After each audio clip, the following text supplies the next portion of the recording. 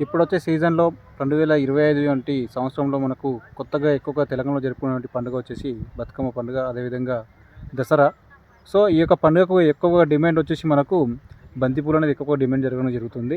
So, ఈ ఇయర్‌కి వచ్చేసి ఎప్పుడు మనము బంతిపూలు అనేది మన తోటలో నాటుకోవాలి. అదేవిధంగా ఎప్పుడు నాటుకుంటే మనకు పువ్వులు ఎక్కువగా దిగుబడి వస్తుంది. మనకు టైంకి ఎప్పుడు అందుతుంది అనేది ఈ యొక్క వీడియోలో మనం తెలుసుకుందాము.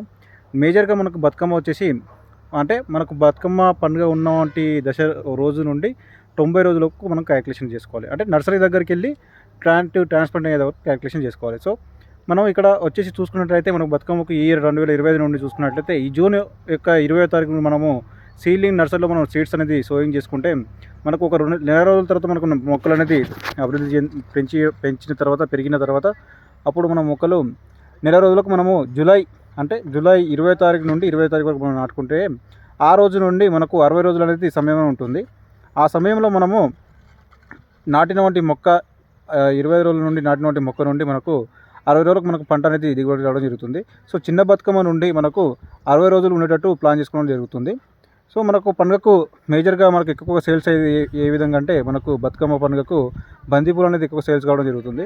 సో, ఈ బతుకమ్మ పండుగకు మీకు బంతి నారు కావాల్సినటువంటి రైతులకు ఎవరికైనా కావాల్సనుకుంటే ఈ షెడ్యూల్ ప్రకారంగా ట్రాన్స్‌ప్లాంటింగ్ చేసేసుకొని మనకు మంచి లాభదాయకంగా అమ్ముకొని ఒక రైతు 10 గుంటలు నాటుకోవడంలో మనకు మంచి ఆదాయం కనిపిస్తూ ఉంటుంది. ఈ యొక్క దసరా పండుగ ఇన్‌స్టాంట్ క్రాప్‌లో మనకు ఎక్కువ దిగుబడి అనేది రావడం జరుగుతుంది. సో, జూన్ 20 తారీఖు నుండి సెప్టెంబర్ 20 తారీఖు వరకు మనం చూసుకున్నట్లయితే ఈ యొక్క మధ్యలో ఉన్నటువంటి క్రాప్ డ్యూరేషన్‌లో మనకు బతుకమ్మ పండుగకు బంతిపూలు రావడం